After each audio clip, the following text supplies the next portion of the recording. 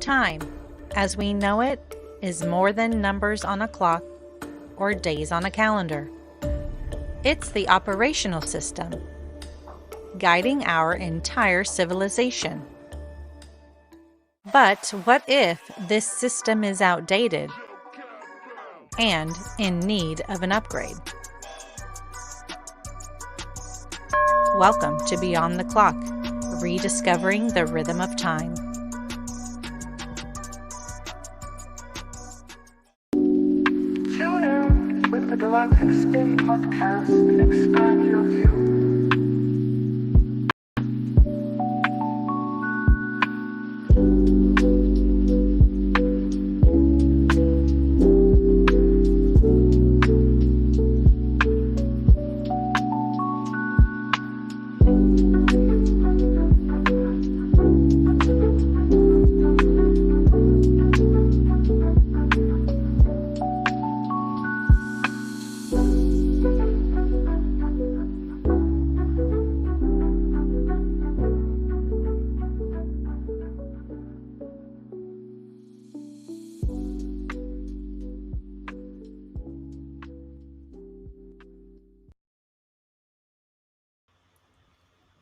Greetings and welcome to the Galactic Spin podcast.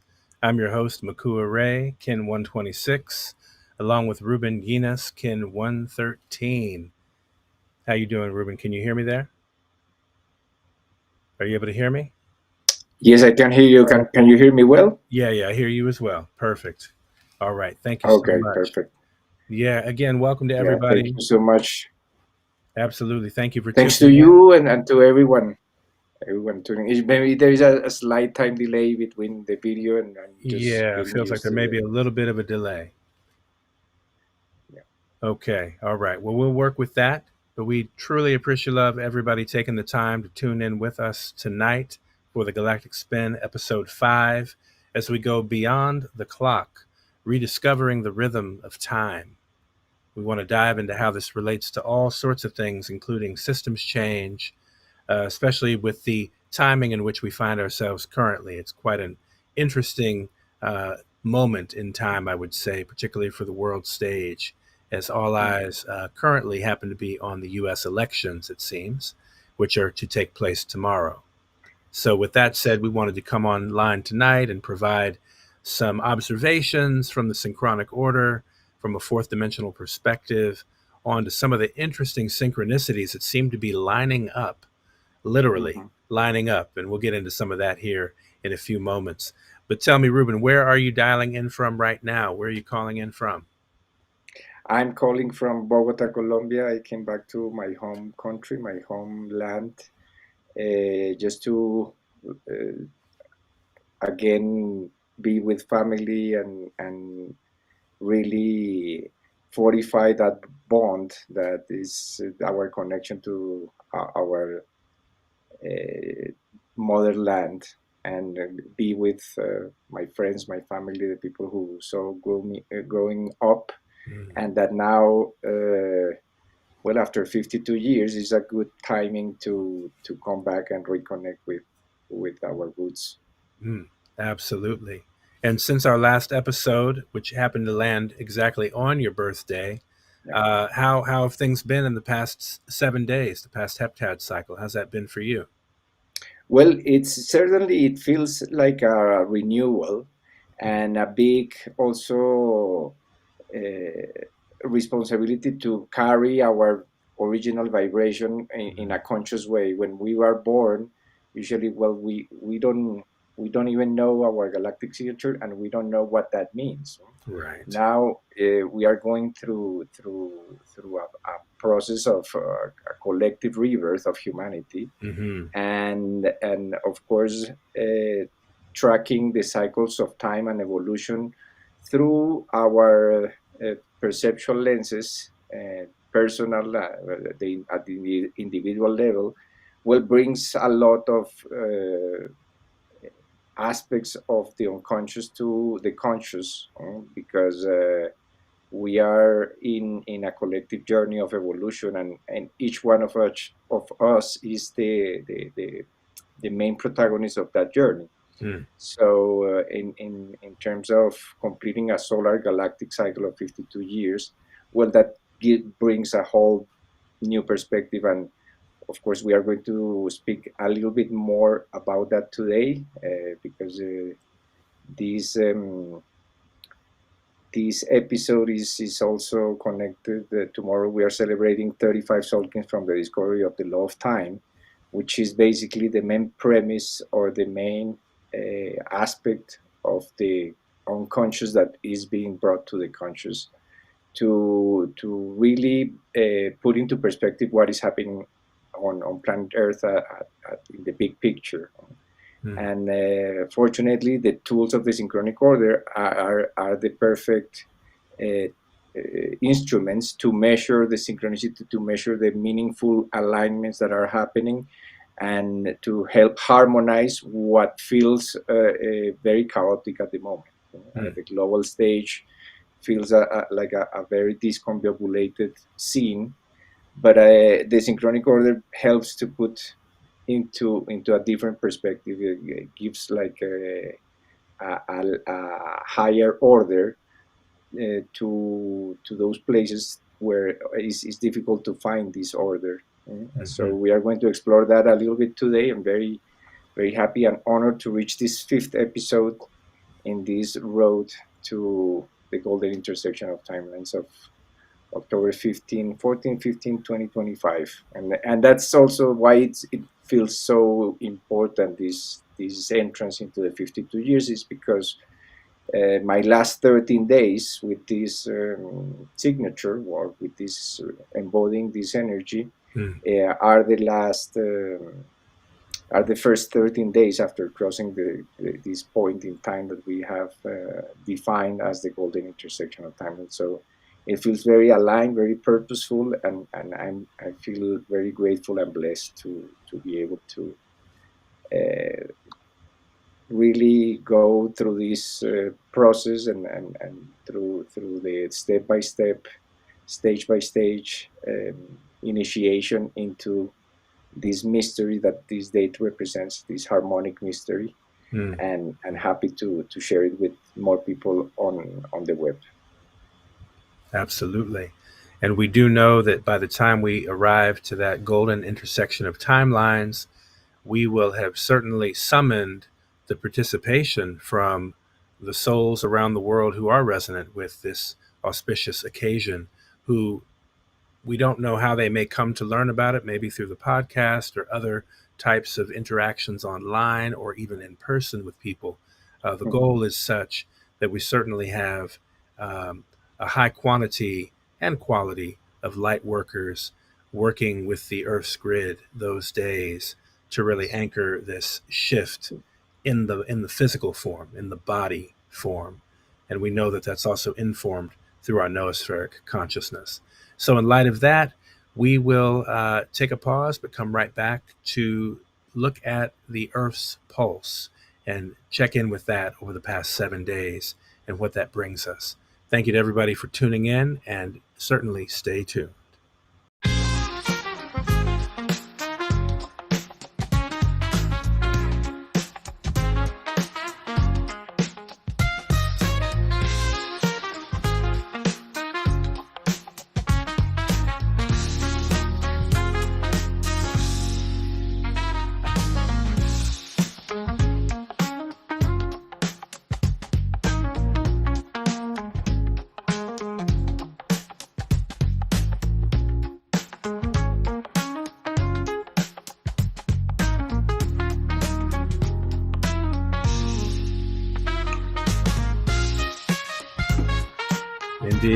Indeed. Thank you, everybody, for being with us this evening.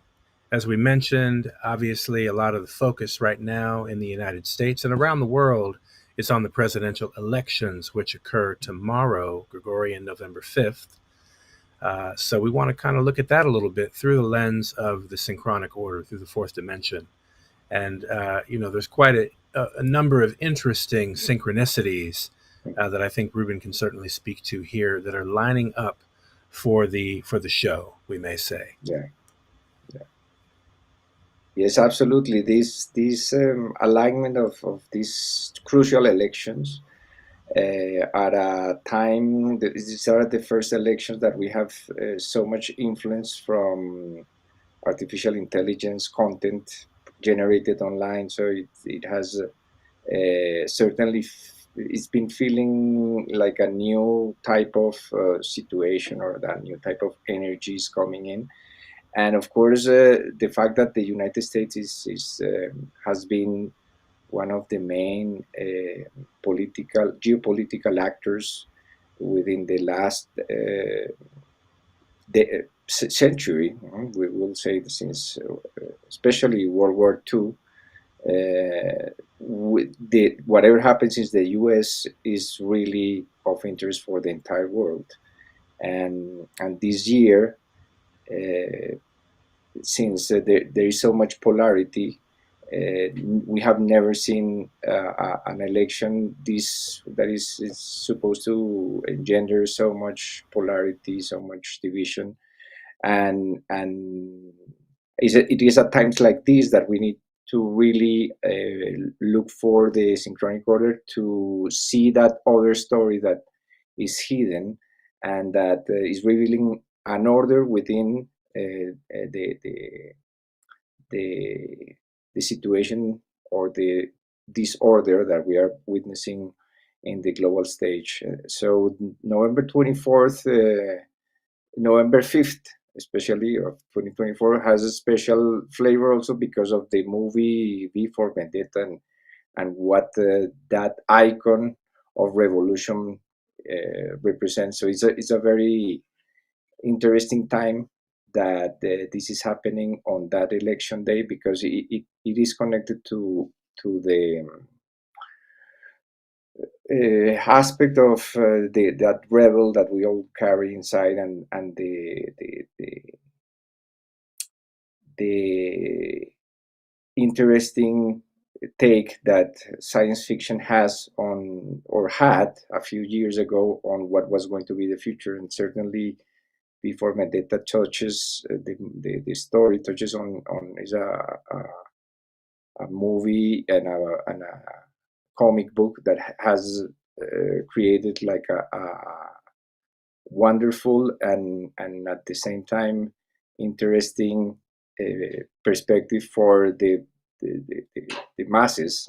There was I remember back in 2011, people going to the streets on November 5th with this mask of Guy Fawkes, the icon of the revolution. So it's certainly something that we need to consider when dates like this come into our awareness, because there is a like we're watching a movie, the cosmic play is playing through these actors, and we are going to see where these actors, which characters are they playing within the dream spell and the Sulkin cosmology, so that we can understand that these are like different layers of a collective story or narrative that we are watching unfold in real time, and that the characters that are playing within this movie as the protagonist are only mere actors in that play. So the synchronic order really allows us to see the hidden connections behind the apparent world of third dimensional reality. And we have been talking a lot about the two paradigms in the past 4 episodes. We have been really covering the differences between the two systems that we use to measure time now on Earth, the 1260, 12 months in the year, 60 minutes the hour, and the 1320 frequency engenders the paradigm of time is art. And this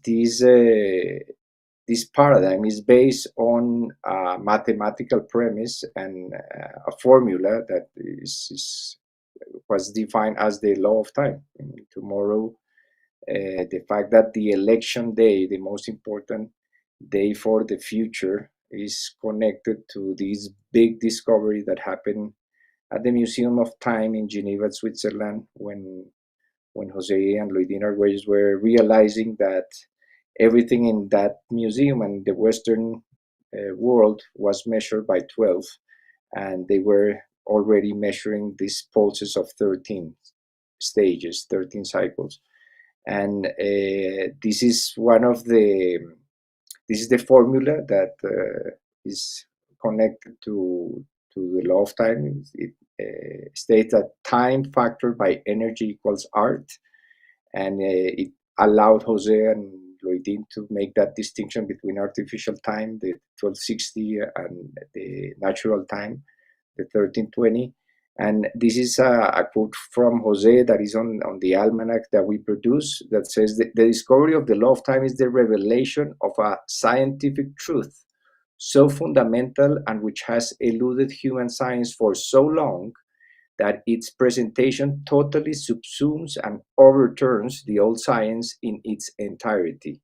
Its conclusions are so profound, its consequences for the future of human society are so urgent and radical that is mandatory that the discovery of the law of time be immediately brought to the attention of all world leaders. So that's what we are witnessing at the moment in the US. Is this there is a new world leader emerging. Whoever wins doesn't matter, and we are going to have to live through that. So, what would be the story right now that we would see if those world leaders were aware of this law, and that there is another layer of perception that has been veiled to humanity. So this is an important moment also to remember and recognize that during the 90s and the beginning of the 21st century, there was an effort to bring this to leaders in the US. I remember that seeing some letters to one senator, Denis Kucinich, who was involved back in those days in also making important shifts in the energy connected to the traditional parties. And I remember also hearing stories that Bill Clinton received a dream spell kit from Jose mentioned in one of the seminars, that they were trying to connect with these leaders because it's imperative that this knowledge of the law of time, it's in every school, and especially children they have access to the education that brings and the new perceptive lens that gives the 1320 frequency and the synchronic order. Mm-hmm, mm-hmm. Absolutely. As you said, there have been many efforts to bring it to the world leaders over the past 20 or 30 years, really since the discovery of the law of time, as you mentioned. And we're coming upon that anniversary tomorrow, which is quite an interesting synchronicity just to even talk about it right now. And what year again was that? Was that in 89 that discovery was made?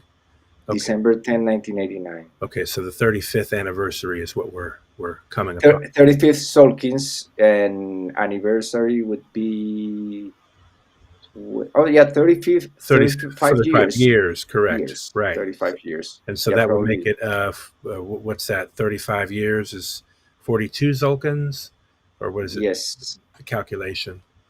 Yeah, 5 years for 7 Sulkins. 7 Sulkins. Right. So we are basically if it's 35 years would be 49 Sulkins. 49 Sulkins. Okay.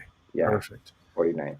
Well, that's important to note, certainly in terms of the timing of all things, especially against the backdrop of this very pivotal election cycle that we find ourselves, the entire world, entranced by.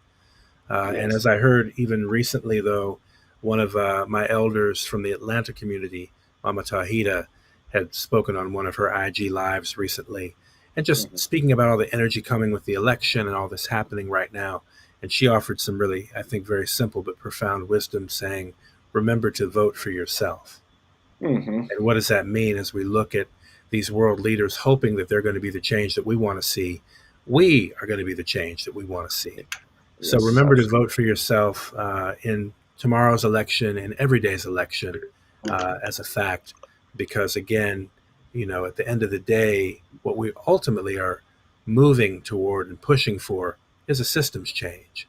So the type of leadership that we've seen, that we know at the very highest levels, has largely become corrupted.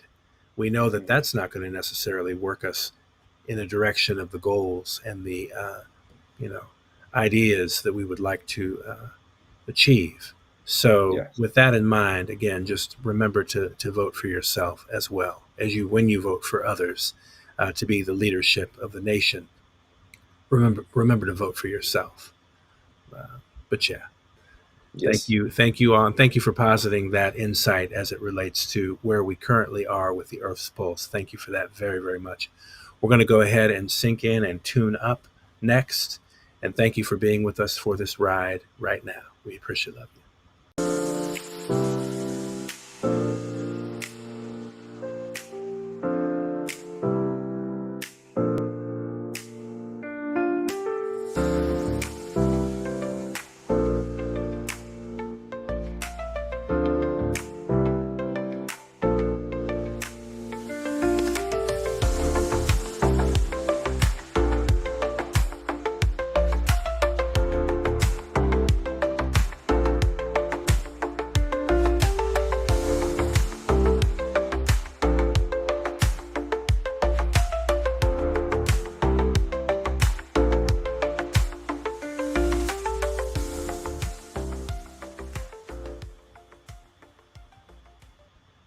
We thank everybody for tuning in with us for the Galactic Spin podcast. And as usual, we are happy to present to you our 13 moon 28-day harmonic synchronometer as a wonderful tool to assist you in making that time shift in your personal life. This is an available tool we invite you to download off our website, theharmonicfactor.com. We certainly appreciate your donations for these materials. And we're really grateful. And this is really a part of our effort, as that quote from Dr. Jose Arguelles said that Ruben shared. It's imperative that we get this 13 moon, 28-day calendar solution out to the world. We need to get it through the educational institutions and to the communities and in the hands of children and families. And that's one of the things that really spurs us to action, inspires us to do what we do. In the form of this platform and other variations that this work may take. But again, as we've tapped in with you all, we know that we're in the 37th cycle, the 37th year in New Sirius Cycle 1, NS1.37, the Blue Rhythmic Storm year. So it's a very special frequency that this year carries, informed by Kin 19 of all kin. Quite a powerful kin, in fact. So thank you very much. And Ruben, if you'd love to add anything to that, feel free. Well, just to remind people that this is a lunar solar galactic calendar, so that it connects our biorhythms with the biorhythms of the moon, the biorhythms of the sun, and the biorhythms of the galaxy, which is the 260-day matrix of the Sulkin matrix, and that also remind people that this tool is also especially designed to measure fractal time. Fractal time is the ability to measure different cycles of time within the same holographic time containers. So we have, for instance, 13 days every Wayspell. And in every season of the year, we have 13 weeks or heptads of 37 days. Every year, we have 13 moons. And that pulse of 13 moons is the one that connects us with the solar cycle, the zenithal passage of the sun every July 25th and 26th, and the heliacal rising of the star Sirius every July 26th. That starts the galactic year. Sirius is the galactic marker, and from that perspective, we are right now still in the fourth moon of the year, since the heliacal rising of Sirius at the 19.5 latitude. This is the moon of form, the fourth moon, that is an invitation to define and measure our projects, the aspects of our life that we feel the need to really anchor in the third dimensional reality. So it's that's why the invitation for this entire moon has been, what is the form of my service, of what is the form of our service, how can we create like a container and serve as also our bodies as containers for these codes to bring new layers and new aspects of evolution to the planet. This entire moon is connected to Kin 95, the blue self-existing eagle, and as we can see on the left side, last episode we were on the 11th day of this fourth moon, Kin 113, October 28th, and now we are on the 18th day of this fourth moon of the year, King 120, the yellow electric sun. This is the third cycle of the wave spell of the mirror, and this is what we speak about fractal time, is that we can notice that 2 days ago on magnetic mirror, white magnetic mirror, King 118, on the 16th day of this moon, it was Day of the Dead, and we started a new 13-day cycle. But that cycle, in the heptad count that we see on the left, we started that same wave spell. Therefore, when we see the dotted line, that's the Kin blue lunar storm, Kin 119, that was yesterday. So yesterday was a nested day in which the Kin of the week was the same as the Kin of the day. This is because this second quarter of the year, comprised by 13 heptads or 13 cycles of 7 days called weeks, are the 13 Kin that code this same wave spell of the mirror. So this is what we talk about fractal time. It means that we are counting units that can be expanded into larger containers. We are measuring cycles of 13 days, 13 weeks, 13 months, all based on the same 260 energies of the Sulkin. That's what we are doing different on this harmonic synchronometer. This is really a discovery, and as part of a research for over the years on how to bring complete fractality to the system. And because every 260 weeks we have 5 years, this system can also be applied using like one Sulkin matrix to measure fractal cycles in which each Kin corresponds to either 1 day, 1 week, 1 moon, or 1 entire year even. So this is what this means, living like in a nested cycle, is that we pay special attention to these 13 days because they are as a preview of the next 13 weeks. That's one way of perceiving what is happening.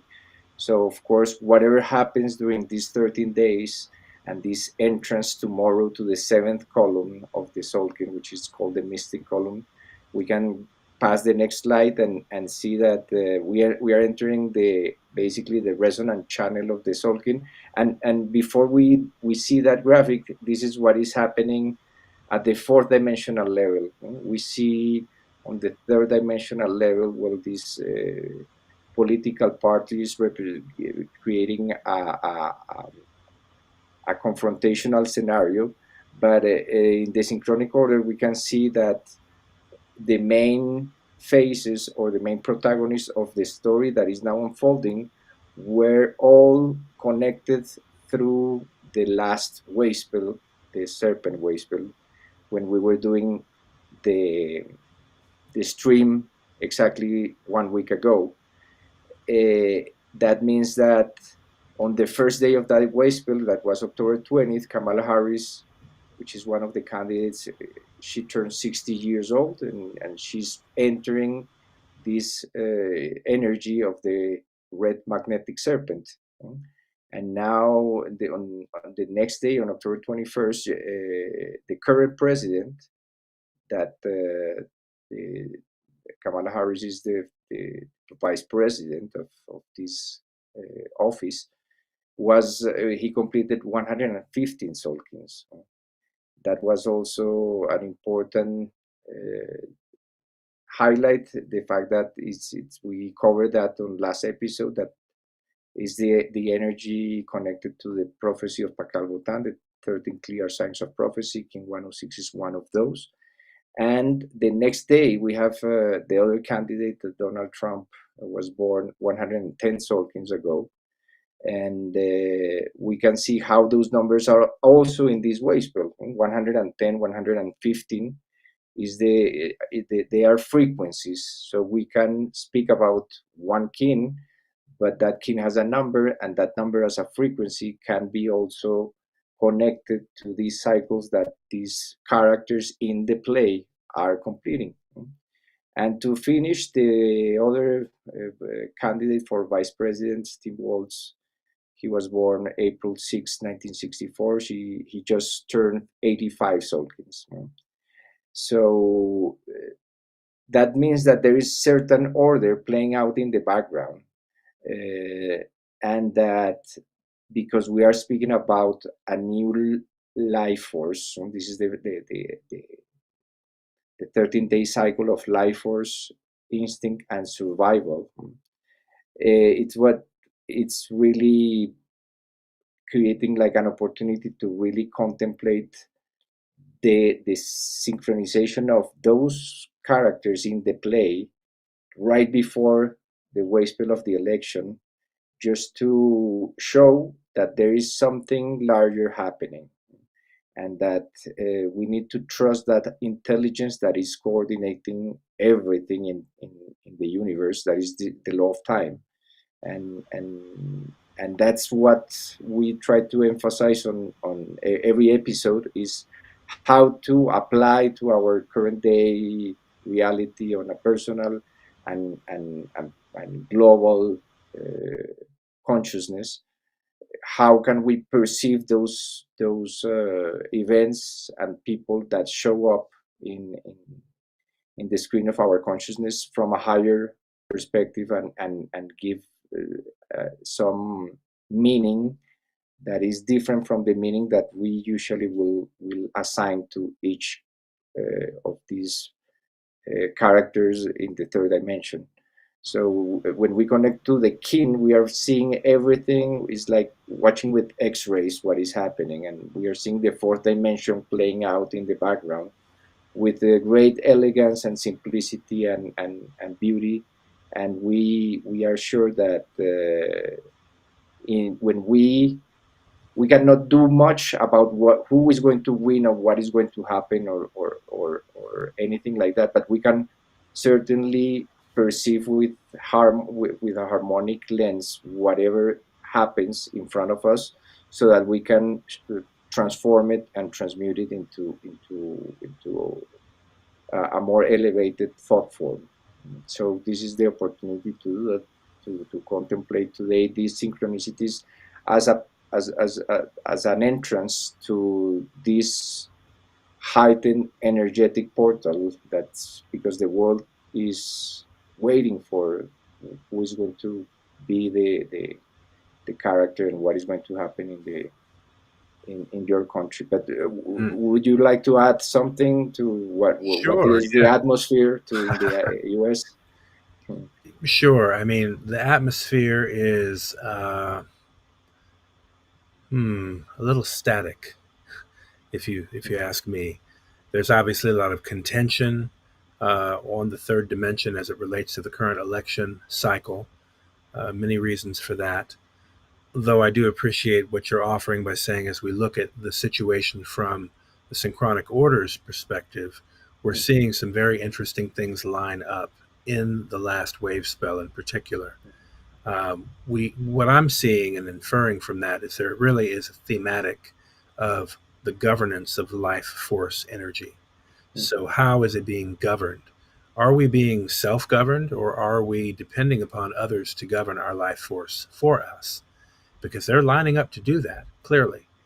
Now, we can observe that there's probably some other levels, perhaps karmic, energetic, responsibility that is connected to these characters, these leaders, that we have somehow collectively manifested as our options. But we do have to remember we're in a collaborative, co-creative reality. The hologram is presenting to us aspects of our own consciousness. It's giving us that feedback, so to speak.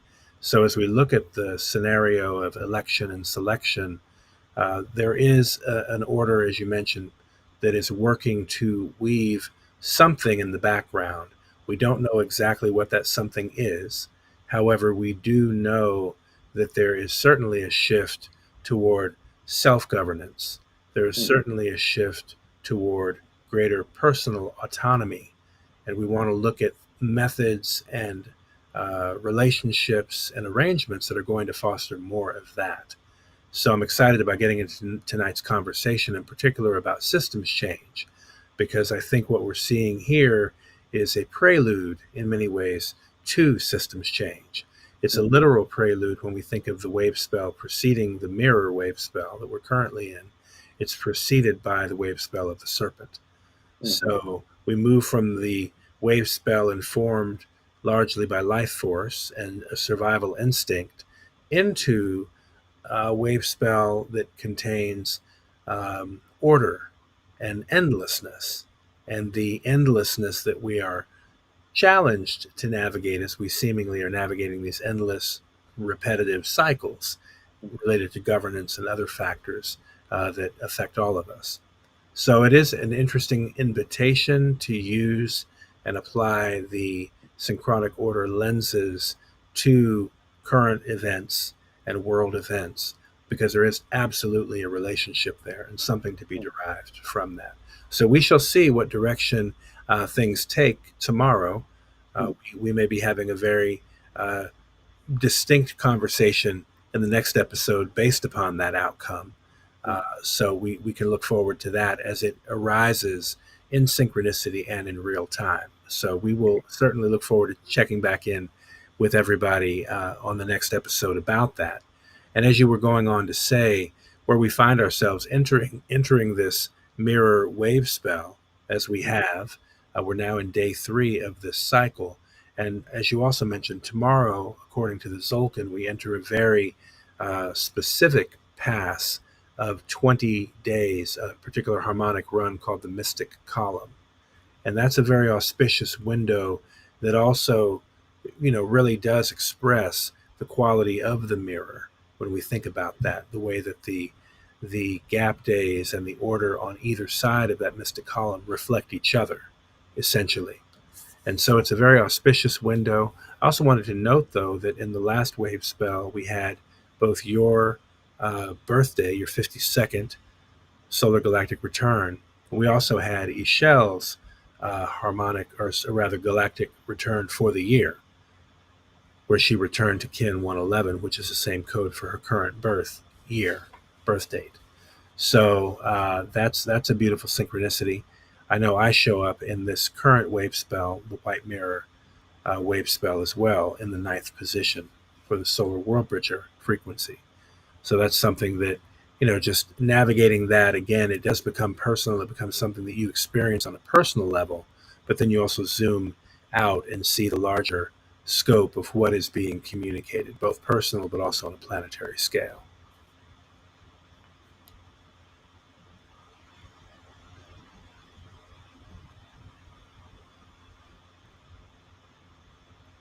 If you're still there, can you feel free to add to anything? I was muted and I didn't notice. I will say that it's important also to add that this entrance to this 20-day period that is defined as the mystic column. In the next slide, we can see that's at the heart also of the third cycle of 52 days within this Sulkin matrix, we just completed 52 Sulkins, and we are in Sulkin 53.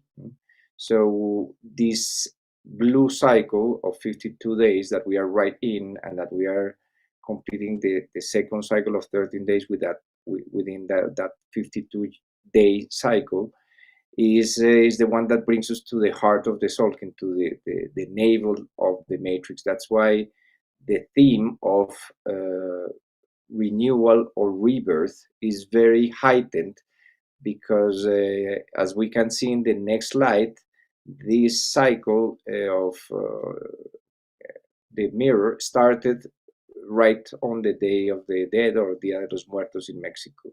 So that's precisely the signature that adds the birth sign and the death sign of the prophet Pakal Botan.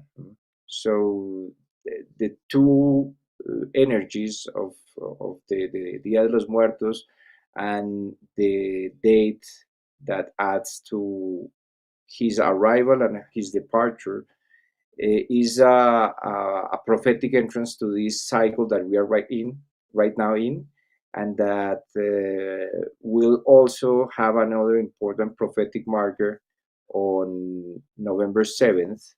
We will complete 101 Sulkin cycles from the opening of that sarcophagus that was the source of the entire prophetic stream that we are now bringing back to consciousness and to memory, which is the prophecy of Pakal Botan, the Telectonon prophecy.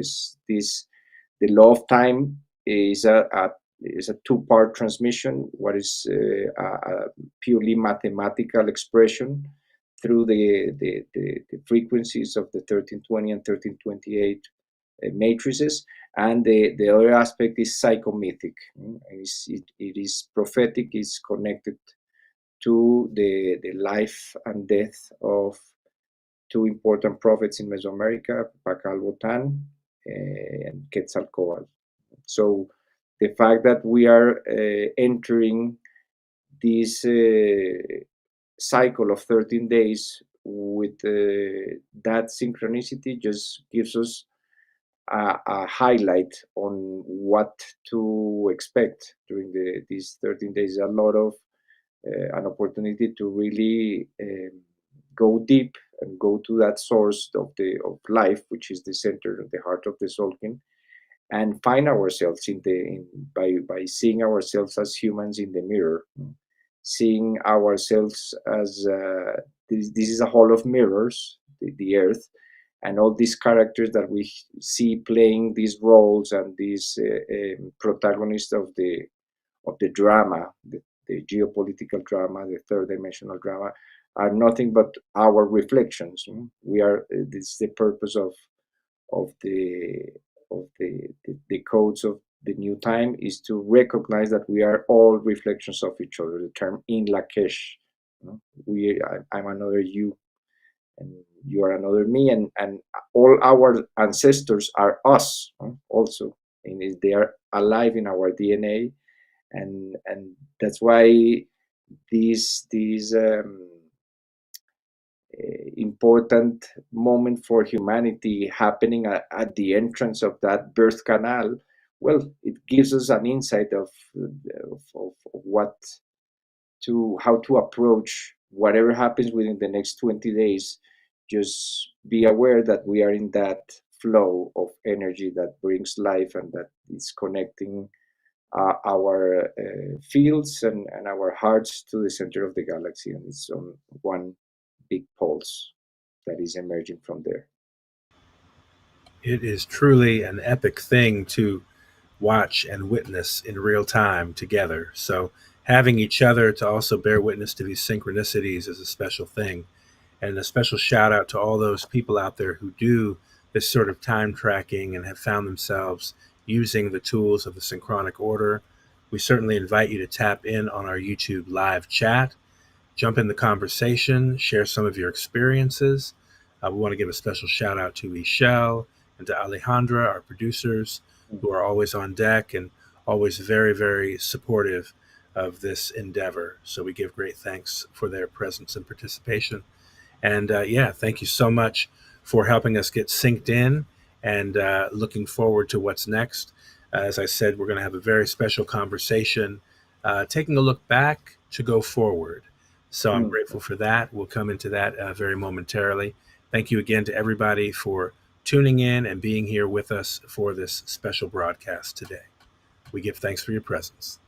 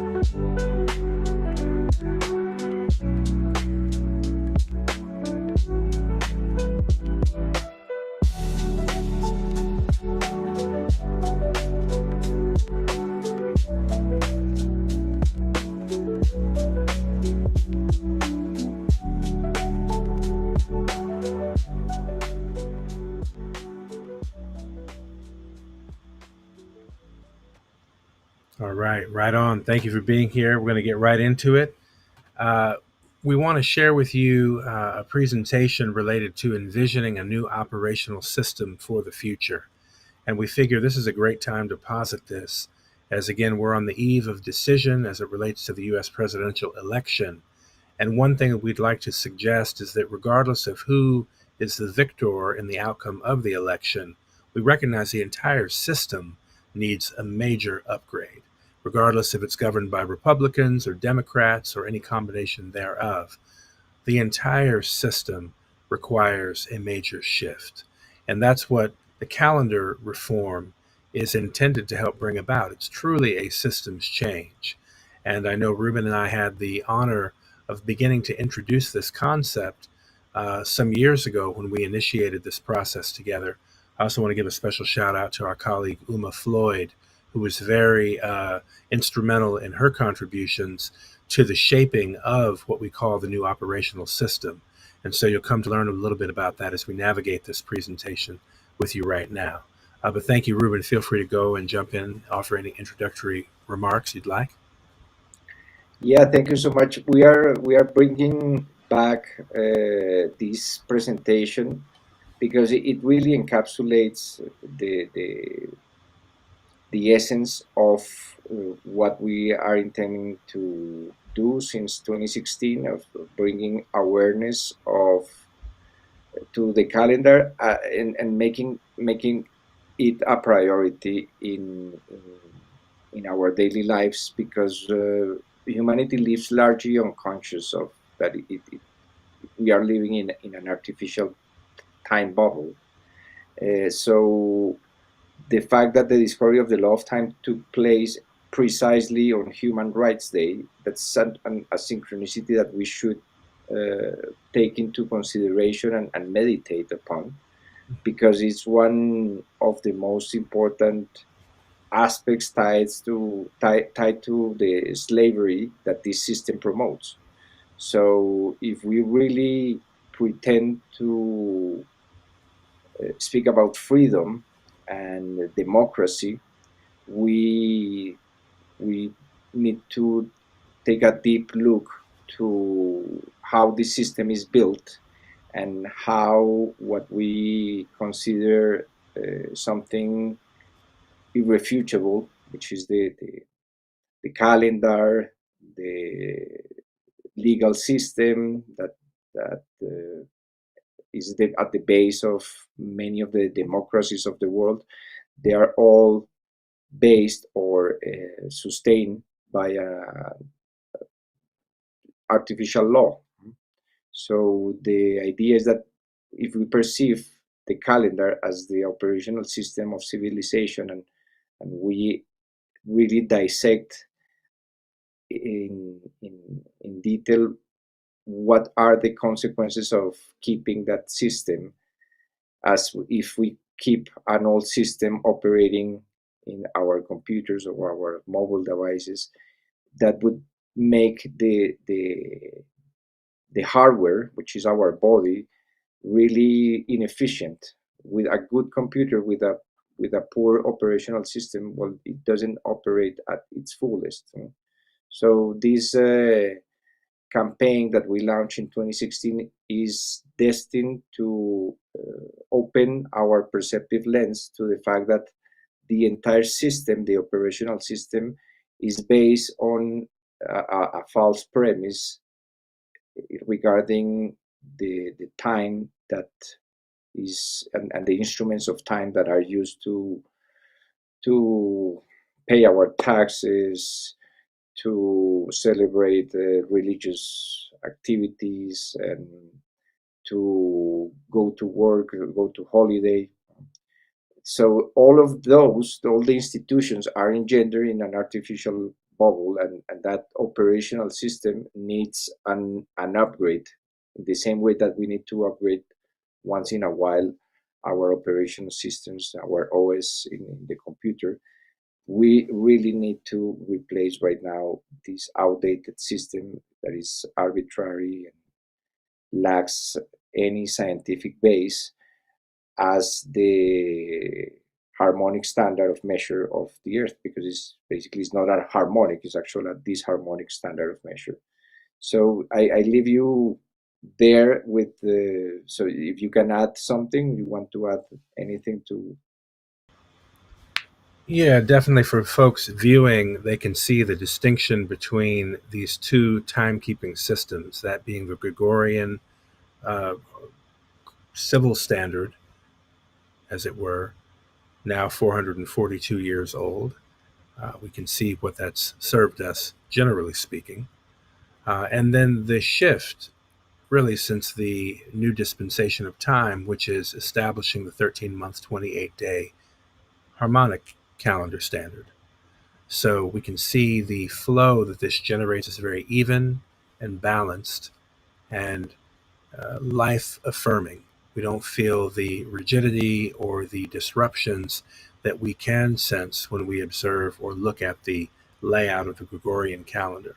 Uh, so I think with that in mind, we are also promoting a significant qualitative shift from the old time, artificial time, to the new time that we term natural time. So when we talk about this system, we hear us call it galactic time, fractal time, natural time, the 13-month calendar, 13-moon calendar. All of these terminologies apply to instruments of the synchronic order used to get this clarified perspective, we may say, when looking at any situation or observing any date. Even our own birth dates, for example, is a good starting position to enter the synchronic order. It's good to start with your own birth date, for example. And in doing your own birth date, you would effectively decode your birth date. In other words, identify your galactic signature. And from that point, you're able to enter the synchronic order and navigate it accordingly. And then as a result, you'll also realize various synchronicities. For those who can see the screen as well currently, you can see the shift that's being presented as it relates to this time shift from the old time into the new time. We're not going to go into those details at the moment. I think we can just follow up to say we will be publishing some other animations and things like this on our websites and across our social media platforms that articulate this and provide this as something people can use for themselves when they're studying and learning about this information, and also want to share it with other people. That's the intention, is to be able to create some materials that people are inclined to share. I'm going to shift now, though, into the perspective on something called cosmometry, because when we look at the order and the array of this calendar system, we talk about the 13-moon natural time calendar as an operational system, it's actually being identified as such based on indicators in nature, basically. Cosmometry is using nature as the map for creating structure. Okay, so one such structure is referred to as the vector equilibrium, which has 12 points, all equidistant from the 13th point being the center. And so when we look at the calendar, we see the calendar according to this array of 12 around one structure. And we're going to share with you a little bit more about what that looks like now. But this also then relates to the golden intersection of timelines, being that there's certain divine measure being used as it relates to tracking these timelines. And it's this divine measure and this harmonic measure that we're actually witnessing, observing, as showing up as part of a synchronization, a harmonization of these various timelines. So with that said, and I would invite you certainly, Ruben, if you want to speak to that at all, as well as we kind of get into some commentary about these upgrades. Yes, yes.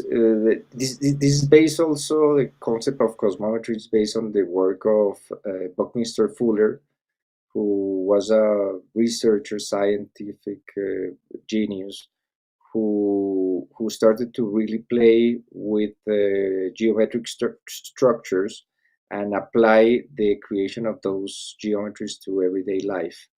The idea is, or the main concept is that there are geometries and mathematical formulas that are giving shape to reality, and that if we mimic those shapes and geometries, we are basically entraining with this larger order of reality that is coordinated by those ratios and formulas.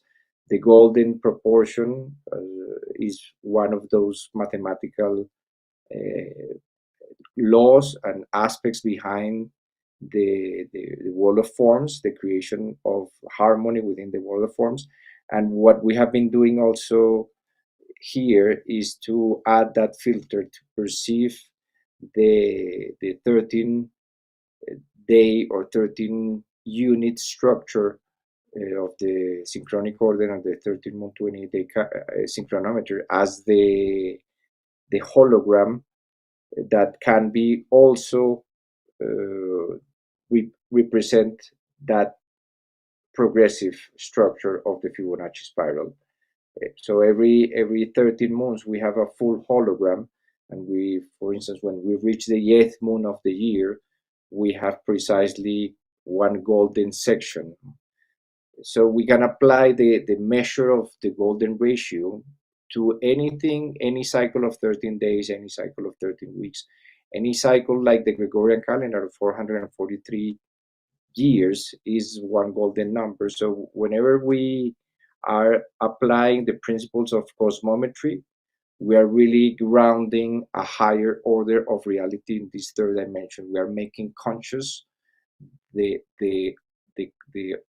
divine order, or the templates of divine order that are already existent, and that we really need to mimic. And the moment that we make them conscious, our molecular structure, our DNA, our every cell of our body entrains with that.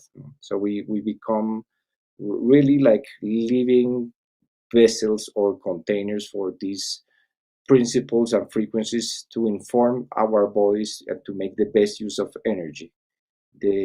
As this slide says, the vector equilibrium, this is the definition by Buckminster Fuller. The vector equilibrium is the most primary geometric energy array in the cosmos. It is more appropriately referred to as a system than as a structure, due to it having square faces that are inherently unstable and therefore non-structural. So this basically is what we are seeing in the screen, is the structure or the skeleton of the toroidal field. So if we see the shape of a donut, of a toroidal field, the main points of structure that hold that field stable is this shape of the vector equilibrium. So whenever we apply the structure of this field or this system, we bring energy to that system. We bring energy to our own consciousness when we perceive life from this perspective. I think that we can apply that to everything, including this is a diagram of 12 areas of human concern that are at the root of any solution that we present to the world. It must consider at least these 12 areas of human interaction. And what we are going to see is how the 13th, which is the calendars at the center, the operational system, is at the heart of the harmonic interaction of each of those 12 areas. And they go from infrastructure to relations and community. And we are going to see how the calendar can upgrade or improve each of those areas of human concern. And I leave you there in order to keep the energy flowing. Absolutely. Thank you for that. Thank you very much. And as you mentioned, we are going to describe them for you, these 13 areas, including the calendar being the 13th. Starting with number 1, infrastructure. Our current system relies on top-down hierarchies that limit creativity and flexibility. Nature, by contrast, operates in holarchies, nested cycles where each part supports the whole. The 13-month, 28-day calendar synchronizes us with this holarchic structure, creating systems that flow more naturally and efficiently. Decentralized, holistic models emerge, encouraging creativity and connection from every level. So that's number 1, infrastructure. As we go on to systems upgrade and up-level, number 2 is communication, from incoherence to coherence. In a world divided by ideology, communication often breaks down, but time can be a universal language. By attuning ourselves to the harmonic rhythm of the 13-month, 28-day calendar, we develop a brain tuned to coherence. This shift lets us process information faster, tune into synchronicity, and understand each other beyond cultural boundaries. True harmony in communication can emerge. Next, we arrive to economics, from scarcity to abundance. Our current economic model ties time to money. Time is money, right? Creating a mindset of scarcity. In nature, abundance is fundamental. The 13-month, 28-day calendar fosters an economic perspective rooted in harmony with natural law, unlocking an interconnected, abundant flow of resources. This is a shift to a system where all life has access to what it needs, replacing profit-driven scarcity with sustainable abundance. That sounds like a great shift to me. I love that idea. So let's see where these factors of governance show up in the next one. Number 4, governance, from authority to self-governance. Governments today operate from centralized authority, limiting personal and community empowerment. When we tune to a natural time calendar, the self-organizing principle of nature activates self-governance. By synchronizing with cosmic patterns, we move toward autonomy, fostering networks of cooperation and collective resilience, and creating governance based on shared responsibility and individual sovereignty. Now that sounds like something I can get behind. I'll vote for that. As we continue in this upgrade, we arrive to art and culture, number 5, from time is money to time is art. Our culture values time as a commodity, but in the natural rhythm, time becomes art.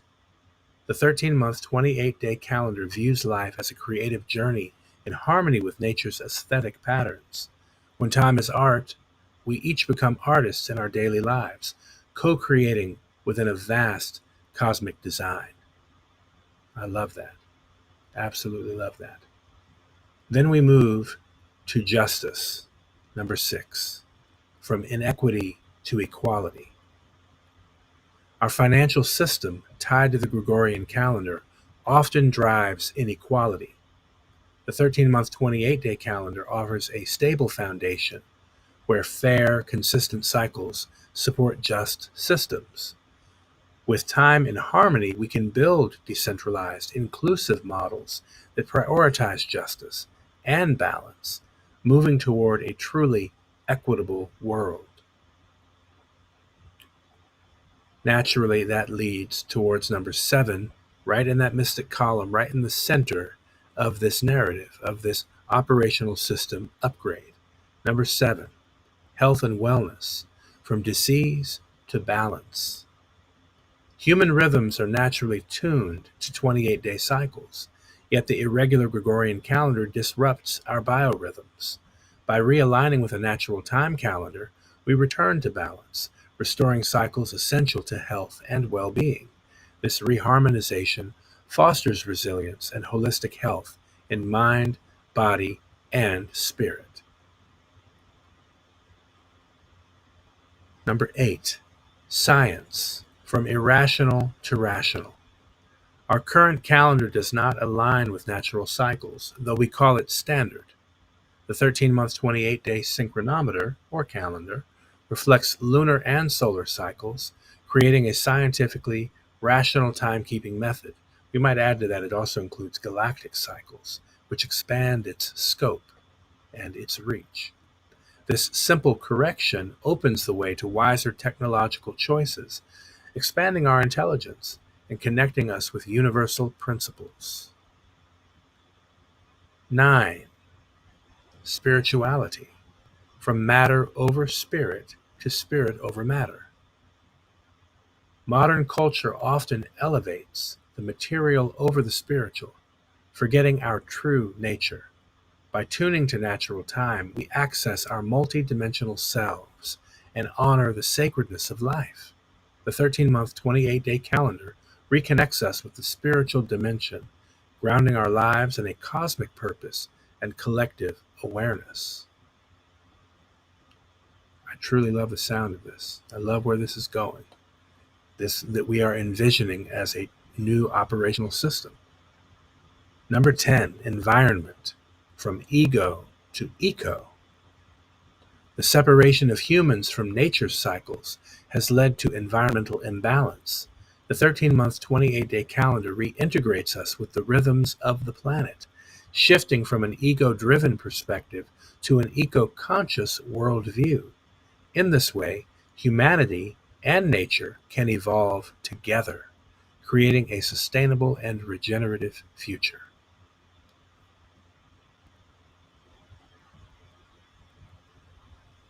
Number 11, education, from ignorance to gnosis. Our educational systems focus on information but often ignore deep knowledge, or gnosis. Learning the natural calendar rewires our perception, opening us to a holistic understanding of time, space, and self. This upgrade enriches education, offering a deeper way of knowing that bridges mind, body, and soul. Number 12, community, from competition to cooperation. Current structures often encourage competition over cooperation, but the 13-month 28-day calendar fosters synchronization, bringing people together in rhythm with natural cycles. This shift nurtures cooperation, helping us create supportive, harmonious communities that strive through collective synergy. And finally, number 13, calendar, from decay to evolution. Time synchronizes life itself. When aligned with nature's rhythm, time becomes a tool for growth and harmony. The 13-month 28-day calendar increases experiences of synchronicity, opening new paths for personal and collective evolution. By living in sync with the natural world, we step into a future of profound potential. And I certainly think this is the truth. This is the case with what we are, I suppose, the precipice of this moment where which we find ourselves right now. It's obviously a moment of decision, as many people have already gone to the polls in the United States. Something like 80 million people have already early voted. Many millions more are going to vote tomorrow on election day. And, this is a choice point. It's a literal choice point here in that level of government and election cycles. And on a larger scale, it's also a choice point. And that choice has a lot to do with how we are shifting toward greater levels of autonomy and self-governance, as we've laid out here to some degree. I'd certainly love to invite you, Ruben, if you have any remarks to help summarize what we've just shared, or any other insights or thoughts you feel compelled to share about that. Feel free. Well, just to ask the people who are watching to send us your feedback. We would like to hear more about their own understanding, their own experience, and of course, letting them know that a lot of the words that we explore on this podcast, like cosmometry, they are words that are new even for us. We have been just becoming familiar with these concepts recently, so we invite everyone to go deep into the study of these terms and these different layers of science that are new, and that the 13 moon calendar is a reflection of the entire big picture of what is the science of cosmometry and how we can apply those principles.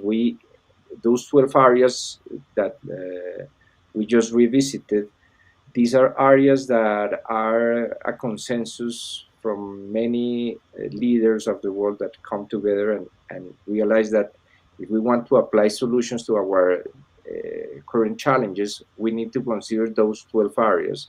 It's just that the 13th area was completely forgotten, which is the organizing principle. And everything that we are presenting here is just that missing link, the missing component, that is the timing system that we use to organize ourselves, to synchronize ourselves.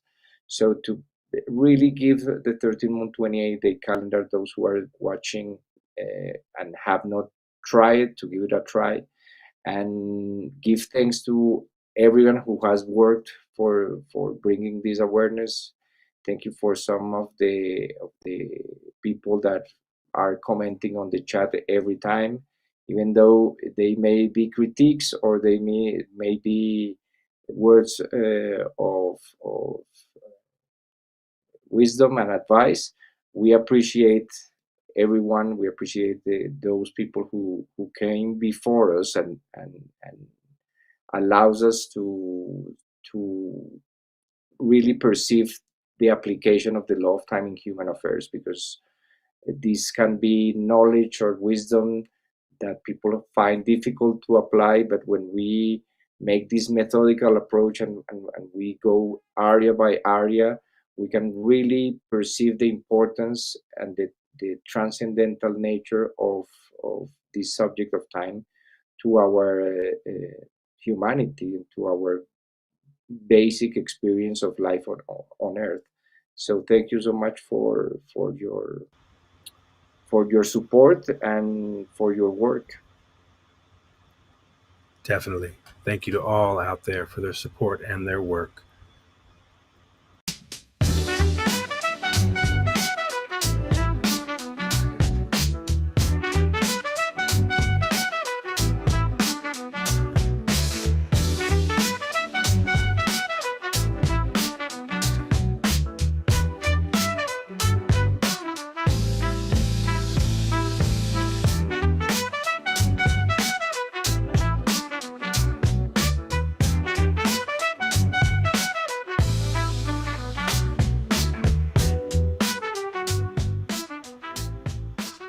Thank you to everybody tuning in to tonight's episode. And as we look at what is next, of course, we love to remind you to sign our petition at change.org. You will find it as the Calendar Referendum Initiative 2028, Calendar Referendum 2028, and Universal Declaration of World Peace. Or to keep it easier, you can simply scan the QR code you see on the screen.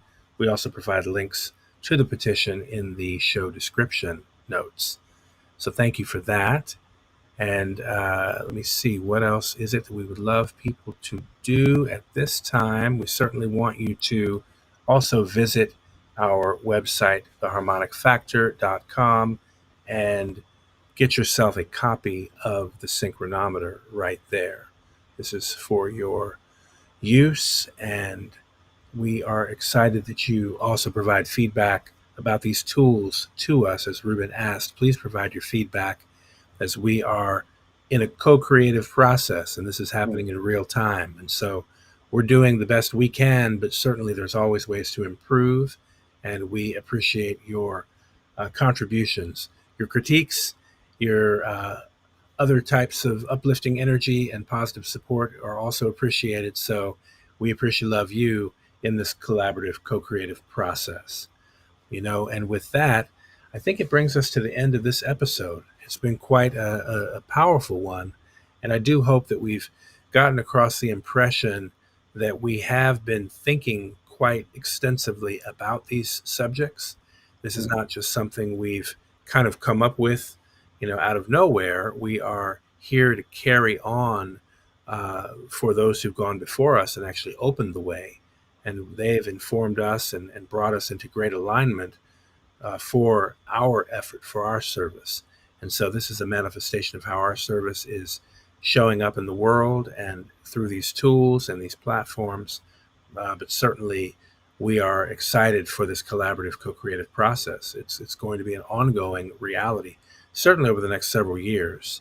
This is a shift, and these shifts aren't instantaneous. Some shifts are. This happens to be one that takes time. And an interesting thing is, people may say time is an illusion, and I would just counter that to say timing is everything. So though time may be an illusion, timing is everything.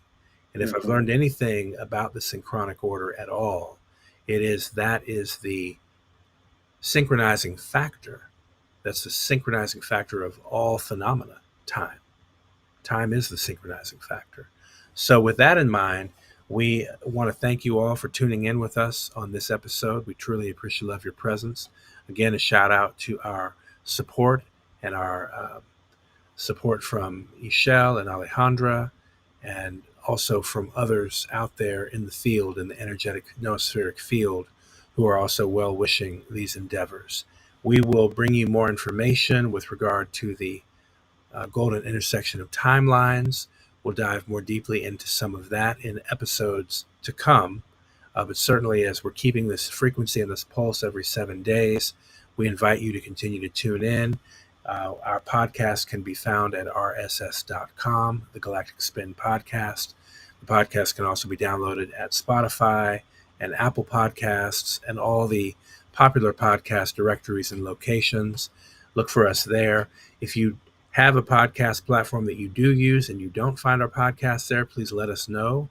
Feel free to drop us a line or shoot us an email, info@theharmonicfactor.com, so that we can certainly add that podcast platform to make sure that the Galactic Spin Podcast is present and available on your preferred platform. With that said, I want to wish you all a wonderful journey into tomorrow. Let's keep a high spirit and a high vibration around the matters at hand, regardless of which direction or course things may appear to take. Don't lose heart, and remember to reflect on the fact that there is a galactic synchronizing order, a harmonic order operating behind the scenes and under the surface that we may not necessarily see or have the ability to observe regularly, though these tools of the synchronic order definitely give us a new perspective into what's actually happening. So keep a positive attitude in all that you do, and we wish you well, and look forward to catching you on the next episode. Thank you so much. Peace and blessings.